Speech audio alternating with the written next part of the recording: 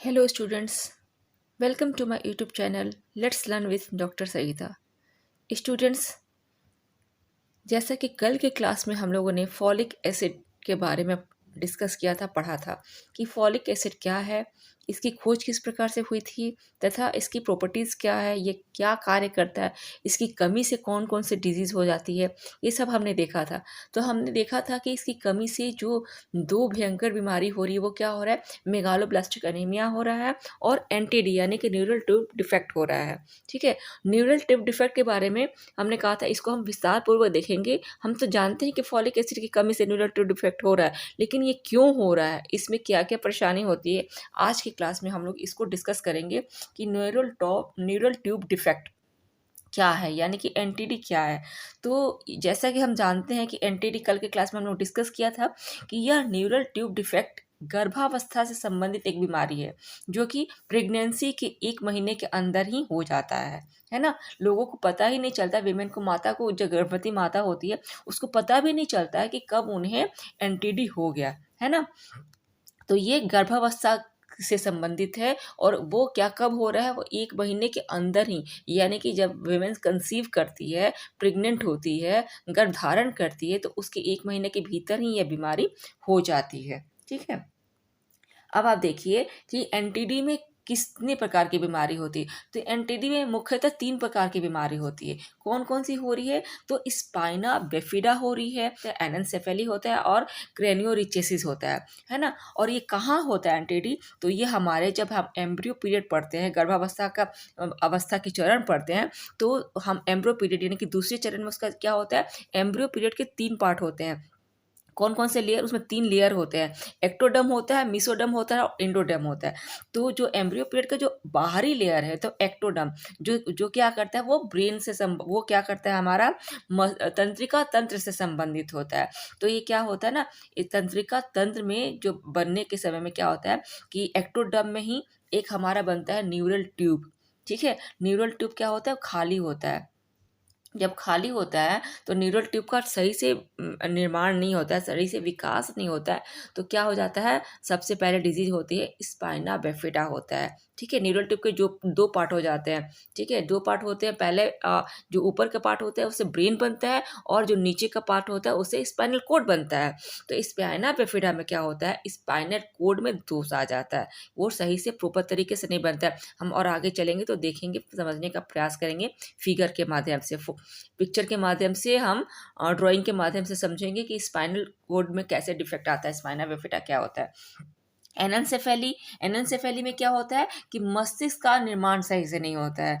जब हमारा जो न्यूरल ट्यूब होता है उसका जो आगे का पार्ट हो, जो मस्तिष्क का निर्माण करता है, वो मस्तिष्क का निर्माण प्रॉपर तरीके से नहीं होता या होता ही नहीं है। और क्रेनियोरिचेसिस में क्या हो रहा है, न्यूरल ट्यूब ही नहीं बनता है। न्यूरल ट्यूब ही नहीं बनते तो मस्तिष्क का निर्माण कहाँ से होगा, स्पाइनल कोड कहाँ से बनेगा। ठीक है, तो यह एनटीडी में, न्यूरल ट्यूब डिफेक्ट में मुख्यतः 3 प्रकार की ये बीमारियां हैं। अब देख लीजिए, पहले हम समझ लेते हैं कि क्योंकि हम गर्भावस्था से संबंधित बीमारी पढ़ रहे हैं, तो गर्भावस्था के क्या होते हैं, 3 चरण होते हैं। पहला पीरियड ऑफ जाइगोट, जो कि 0 से, मतलब गर्भ धारण से 2 सप्ताह का होता है। फिर क्या आता है, पीरियड ऑफ एम्ब्रो आता है, जो कि 2 से 8 वीक का होता है, 2 वीक से लेकर 8 वीक तक होता है। फिर पीरियड ऑफ फेटस आता है, जो कि 8 वीक से कब होता है, जब तक बच्चा जन्म लेता है। तो ये किसकी बीमारी है, ये जो हम एनटीडी पढ़ रहे हैं, पीरियड ऑफ एम्ब्रो में ही तो हो रहा है ना। पीरियड ऑफ एम्ब्रो में ही हो रहा है, इसी में पार्ट, इसके चरण होते हैं ना, लेयर बनते हैं। पीरियड ऑफ एम्ब्रो में किसके लेयर बनते हैं, एक्टोडर्म, मिसोडर्म और एंडोडर्म के लेयर बनते हैं। और कहाँ होता है बीमारी, तो एक्टोडर्म में, एक्टोडर्म में ये बीमारी होता है। कौन सी बीमारी, तो हमारी जो एंटीडी बीमारी होती है वो एक्टोडर्म में होता है ना। तो इस प्रकार से गर्भावस्था की 3 चरण है। और आप देखिए कि इम्ब्रो पीरियड में क्या क्या है, इम्ब्रो पीरियड के आते आते क्या हो जाता है, एम्ब्रियो पीरियड के आते आते जो जर्म लेयर बनते हैं, 3 जर्म लेयर बनते हैं मनुष्य में 3 जर्म लेयर होता है। कौन सा, एक्टोडर्म होता है, जो भी बताया है मैं आपको, जिससे कि तंत्रिका तंत्र का निर्माण होता है ना। मिसोडर्म से क्या होता है, कनेक्टिव टिश्यू जो होते हैं, जैसे कि ब्लड हो गया, बोन्स हो गया, हार्ट हो गया, ये सब क्या है, ये कनेक्टिव टिश्यूज है। जितने हम देखते हैं कि इंडोडर्म से क्या बनता है, हमारा पाचन तंत्र बनता है। ठीक है, इंडोडर्म से क्या बन रहा है, पाचन तंत्र बन रहा है। अब देखिए एंटीडी में क्या होता है, एंटीडी में हमें एक्टोडर्म से मतलब है, क्योंकि तंत्रिका तंत्र का निर्माण एंडोडर्म ही तो करता है, एंडोडर्म में ही होता है। और इसी में एक ट्यूब होता है जिसको कि हम न्यूरल ट्यूब कहते हैं। यह ट्यूब क्या होता है, जब बच्चा जब एम्ब्रो पीरियड में होता है तो ये ट्यूब क्या होता है, खाली होता है। ठीक है, खाली होता है। और फिर क्या होता है, धीरे धीरे जैसे जैसे ग्रोथ होता है तो ये ट्यूब में स्वेलिंग आती है।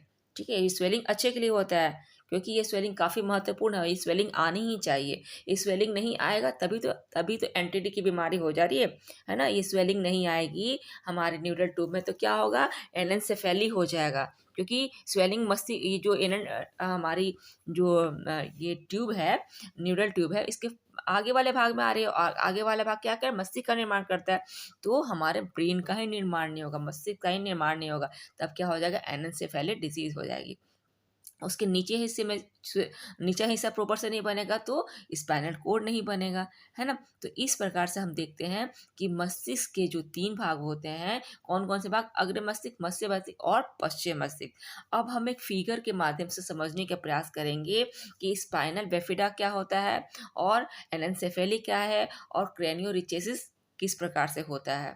ठीक है, देखिए ये हमारा क्या है, ये न्यूरल ट्यूब है। ठीक है, ये न्यूरल ट्यूब है। ये न्यूरल ट्यूब कहाँ बन रहा है, तो ये हमारा एक्टोडर्म में बनता है न्यूरल ट्यूब। ठीक है, बच्चे का जब एक्टोडर्म में न्यूरल ट्यूब बन रहा है तो उसमें ये खाली रहता है। फिर धीरे धीरे क्या होता है, इसमें स्वेलिंग, इसका ये पोर्शन सही से पूरी तरह से पीछे का पोर्शन पूरी तरह से ऐसे पैक रहेगा। प्लस क्या होता है, इस न्यूरल ट्यूब में स्वेलिंग आती है, स्वेलिंग इस तरीके से स्वेलिंग आती है।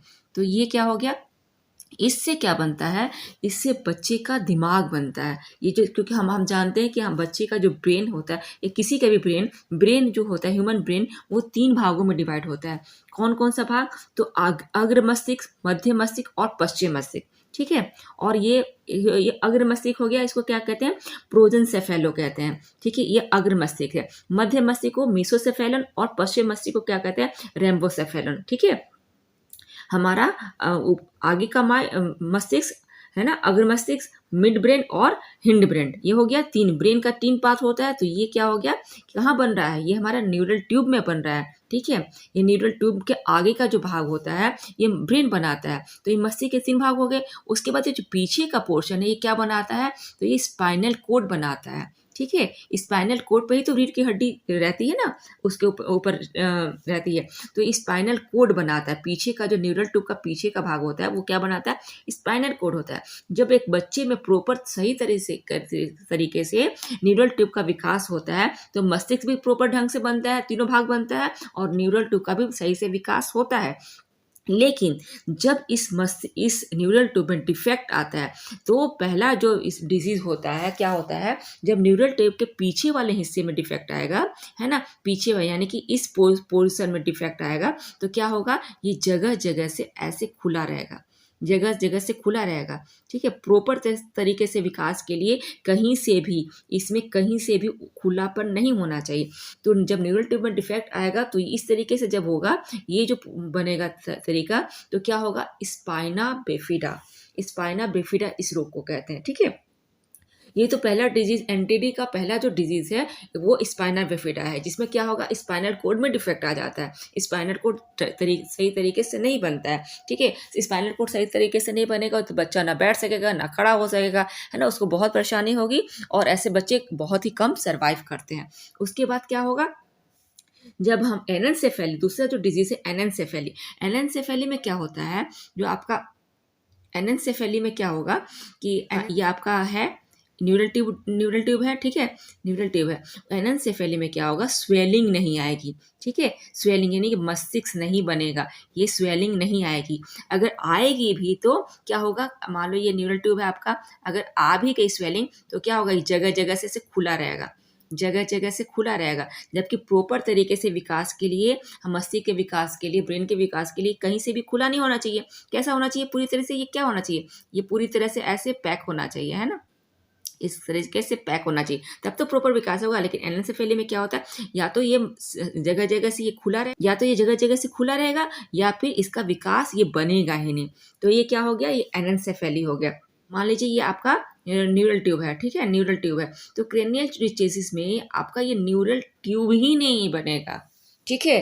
तो न्यूरल ट्यूब ही नहीं बनेगा तो बच्चा आपका ना बस मस्तिष्क बनना, मस्तिष्क तो दूर की बात है, ब्रेन तो दूर की बात है, आपका न्यूरल ट्यूब ही नहीं बन पा रहा है, ठीक है? इसमें न्यूरल ट्यूब में मतलब डिफेक्ट भी नहीं, बन ही नहीं रहा है, तो बन ही नहीं रहा है तो बच्चा क्या होगा?